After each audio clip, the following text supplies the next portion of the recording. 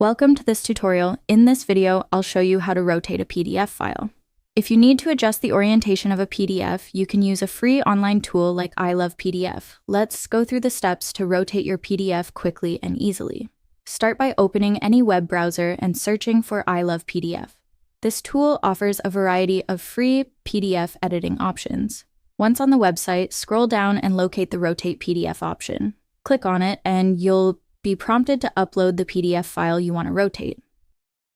After uploading the file, you'll see options to rotate the PDF pages clockwise or counterclockwise. Adjust the orientation until you achieve the desired layout. For instance, if you need the pages in a specific orientation, you can rotate them accordingly. Once you're satisfied, click on the Rotate PDF button. The tool will process your file and provide a download link. Download the updated PDF and open it to confirm that the changes have been applied.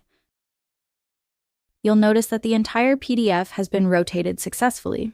Keep in mind that this operation applies to all pages in the file by default. And that's it. You've now rotated your PDF file using iLovePDF.